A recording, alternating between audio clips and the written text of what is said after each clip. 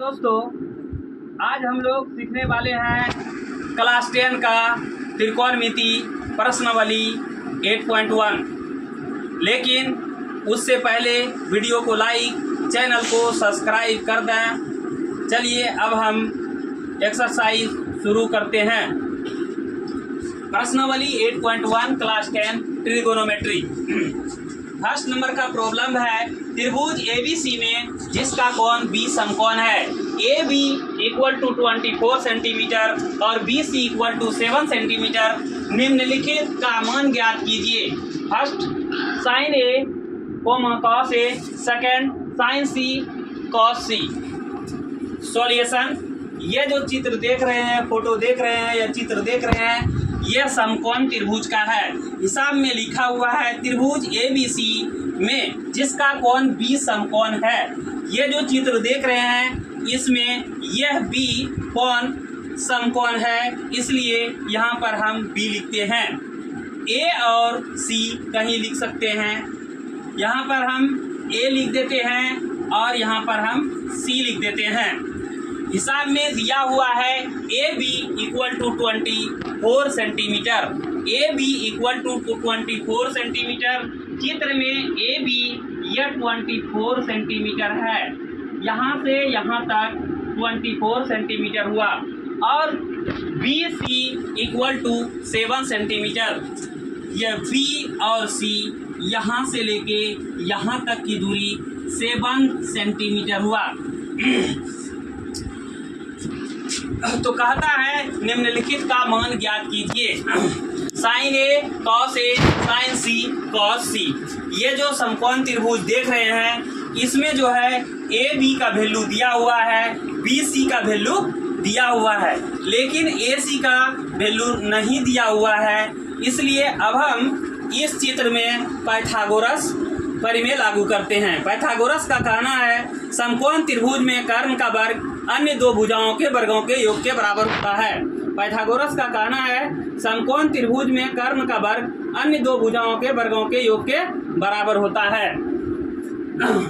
Pythagoras के rule के अनुसार हम AC निकालते हैं। समकोण त्रिभुज ए बी सी में चित्र में AC मालूम नहीं है, इसलिए हम इस पर पाइथागोरस प्रमेय लागू करते हैं। तो AC इक्वल टू होगा root under A B square plus BC square. Putting the value of AB 24 square plus putting the value of BC 7 square. Root under equal to, यहाँ पर देख रहे हैं स्क्वायर है इसलिए इसको हम दो बार लिखेंगे। 24 गुना 24 प्लस इसको लिखेंगे 7 गुना 7। रूट चढ़ा देंगे। उसके बाद 24 गुना 24 होता है 576 प्लस 7 और 7 को गुना करेंगे हो जाएगा 49। रूट चढ़ा देंगे। उसके बाद दोनों को जोड़ेंगे तो 9 6 15 के 5 हासिल रहा 1, 7 4 11, 1 12 के 2 हासिल रहा 1, 5 1 6। रूट चढ़ा देंगे। 625 का फैक्टर निकालेंगे। 625 का फैक्टर निकालेंगे। ये 5 के टेबल में होगा। 5 1 5, 5 दूना 10, 5 है 25। 5 से 5 दूना 10, 5 है 25।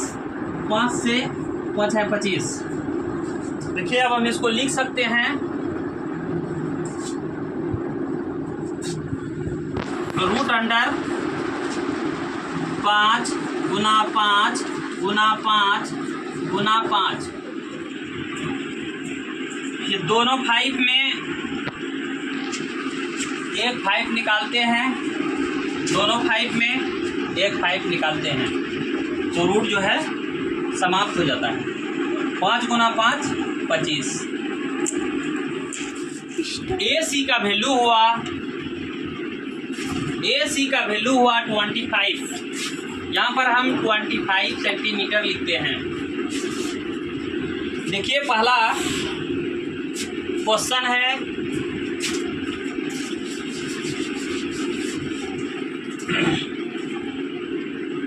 साइन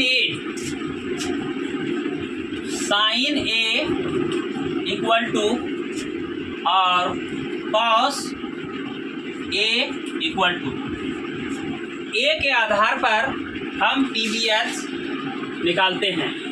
यदि हम यह एंगल लेते हैं तो इसके सामने का भुजा BC हमारा P बनेगा। तो थोड़ा सा रफ वर्क करते हैं। Rough work ROUGH rough WORK work. Angle A के अनुसार ए के सामने का भुजा BC यह हमारा परपेंडिकुलर होगा, इसीलिए P इक्वल टू 7 हो गया। P इक्वल टू 7 हो गया और H equal to 25। H equal to 25 क्योंकि यह 90 डिग्री, ये जो B है यह 90 डिग्री का एंगल है, 90 डिग्री के सामने का भुजा है, इसलिए H इक्वल टू 25। रेस्ट जो भुजा बचा वह हमारा B है। रेस्ट जो भुजा बचा वह हमारा B है। तो B हो गया हमारा यह AB जो कि 24 है। B हो गया हमारा AB जो कि 24 है। तो हम लिख सकते हैं sine A equal to P/H। P का वैल्यू हो गया 7, तो 7 लिख दिए। H का वैल्यू हो गया 25 लिखे। cos A इक्वल टू होता है B/H। B इक्वल टू 24 है, 24 लिखे और H इक्वल टू 25 हुआ, यहाँ पर हम 25 लिखे। नेक्स्ट क्वेश्चन है साइन C। नेक्स्ट क्वेश्चन है साइन C और cos C। C हुआ cos C। अब एंगल C के आधार पर PBH का वैल्यू लेते हैं फोटो से। देखो यह एंगल C है, तो C के सामने का भुजा जो हुआ यह हमारा P हो गया। C के सामने का भुजा जो हुआ हमारा P हो गया। एंगल C के आधार पर P होगा 24। P हो गया 24 और यह 90 डिग्री का एंगल है, इसलिए इसके सामने का भुजा AC है जो कि 25 है। तो H इक्वल टू हो जाएगा 25 और रेस्ट जो भुजा बचा वह हमारा BC जो कि B है। B equal to 7। Sine C equal to P/H। C से वैल्यू डालेंगे। अब P का वैल्यू 24 है, यहाँ 24 लिखते हैं और H का वैल्यू है 25 लिखते हैं। Next cos C equal to B/H। B equal to 7 and H equal to 25। Okay, question number 2।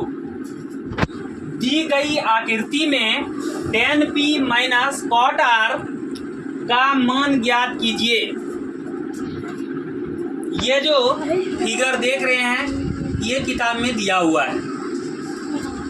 PQ का वैल्यू है 12 सेंटीमीटर और PR का वैल्यू दिया हुआ है 13 सेंटीमीटर, लेकिन हमारा ये QR मालूम नहीं है, QR दिया हुआ नहीं है। तो इस समकोण त्रिभुज में सबसे पहले QR का वैल्यू निकालना है या मान निकालना है। तो समकोण त्रिभुज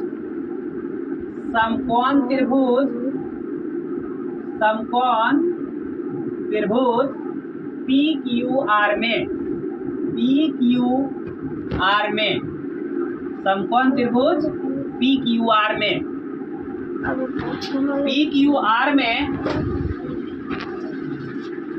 PQR में ये क्यू आर दिया हुआ नहीं है। क्यू आर दिया हुआ नहीं है तो सबसे पहले इसमें क्यू आर निकालेंगे। ये 90 डिग्री का एंगल है, इसके सामने का भुजा ये पी आर एच हुआ, और ये जो देख रहे हैं पी क्यू, इस एंगल के आधार पर ये पी हुआ, और नीचे जो देख रहे हैं ये क्यू आर, ये बी है। अब हम इस चित्र में क्यू आर का मान निकालते हैं।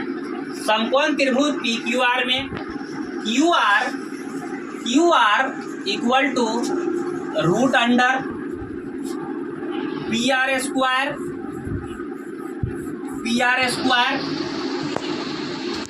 माइनस पी क्यू स्क्वायर, ये होगा।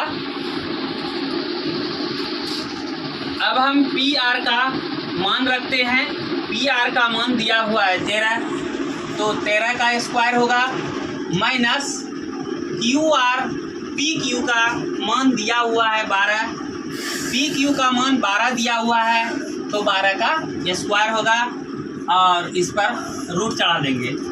अब देखो यहाँ पर 2 है, इसलिए इसको 2 बार लिखेंगे। 13 गुना 13 माइनस 12 गुना 12, और इस पर रूट चढ़ा देंगे। 13 गुना 13 169 होता है, और 12 गुना 12 144 होता है।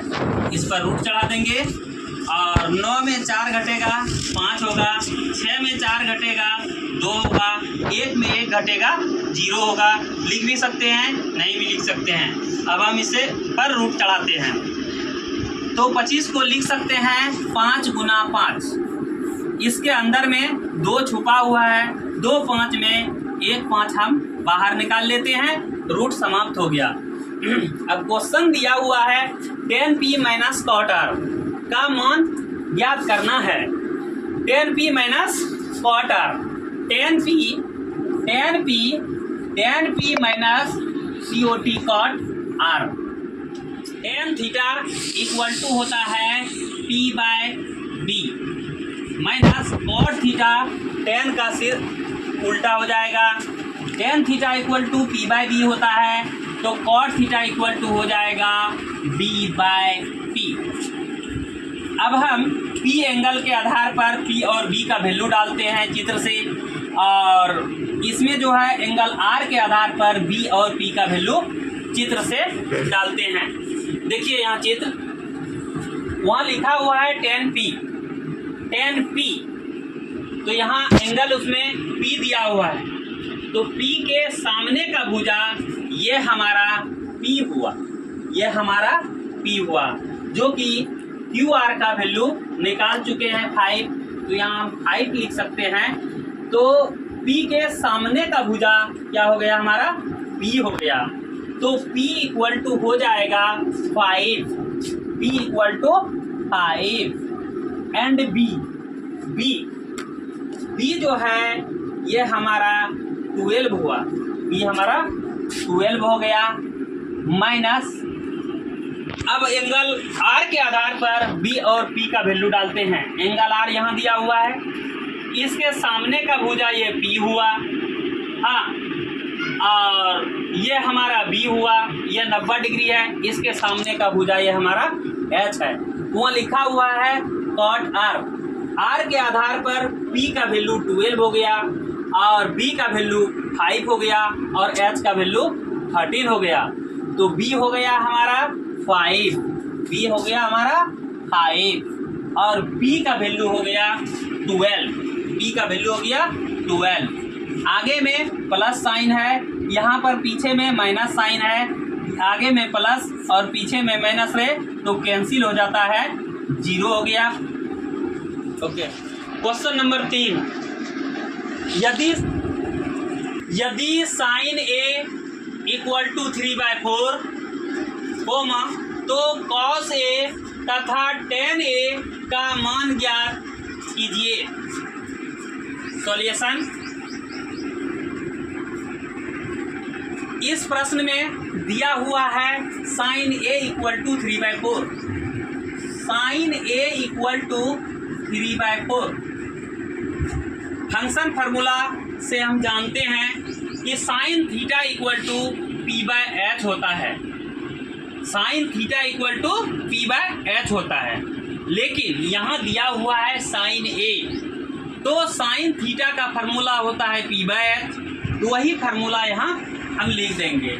तो साइन थीटा इक्वल टू क्या होता है p/h, तो p/h sine theta equal to होता है p/h।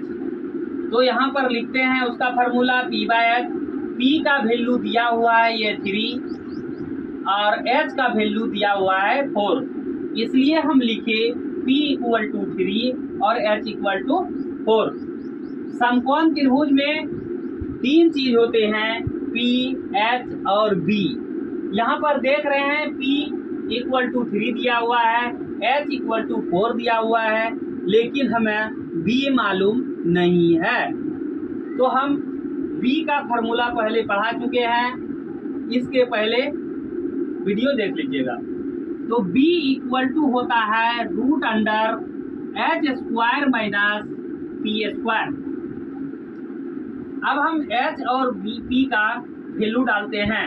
h इक्वल टू 4 है, h का वैल्यू हम 4 डालते हैं, यहाँ स्क्वायर है इस पर स्क्वायर लिखते हैं, माइनस p इक्वल टू 3 है तो 3 लिखते हैं, यहाँ स्क्वायर है स्क्वायर लिखते हैं, इस पर रूट है तो रूट चढ़ा देते हैं। आगे देखिए √अंडर लिखते हैं और इसको जो है 2 बार लिखते हैं, 2 है इसलिए 2 बार लिखेंगे। 4 × 4, यहाँ पर पावर 2 है इसलिए इसको 2 बार लिखेंगे, 3 × 3। अब आगे देखिए 4 को 4 से मल्टीप्लाई करेंगे, 4 चौके 16 हो जाएगा, माइनस 3 को 3 से मल्टीप्लाई करेंगे, 3 तिया 9 हो जाएगा, 16 में 9 घटेगा 7 होगा और रूट रहेगा। 7 का पूरा वर्गमूल नहीं निकलता है, इसलिए इसको यहीं पर छोड़ देंगे। ठीक है, अब यहाँ क्वेश्चन क्या कहता है, तो cos a तथा tan a का मान ज्ञात कीजिए। तो cos a और tan a का मान ज्ञात कीजिए, तो हमें cos a और tan a का मान निकालना है। तो cos a का मान निकालना है, तो cos थीटा इक्वल टू होता है b/h। cos theta equal to होता है b/h, तो b/h लिख देते हैं। अब हम क्या करते हैं, b और h का वहाँ पर वैल्यू डालते हैं। b इक्वल टू √7 आया यहाँ, इसीलिए यहाँ पर लिखते हैं √7 और h का वैल्यू आया 4, तो यहाँ पर लिख दिए 4। ये हमारा आंसर हो गया। आगे देखिए क्या कहता है, tan थीटा इक्वल टू होता है p/b, तो इसका फार्मूला लिखते हैं p/b। अब हम क्या करते हैं, p और b का वैल्यू डालते हैं। p इक्वल टू 3 है तो 3 लिखते हैं और b इक्वल टू √7 है तो √7 लिखते हैं। ये हमारा आंसर हो गया। Okay, I see and meet you tomorrow, same time same place. Good day to you, thank you.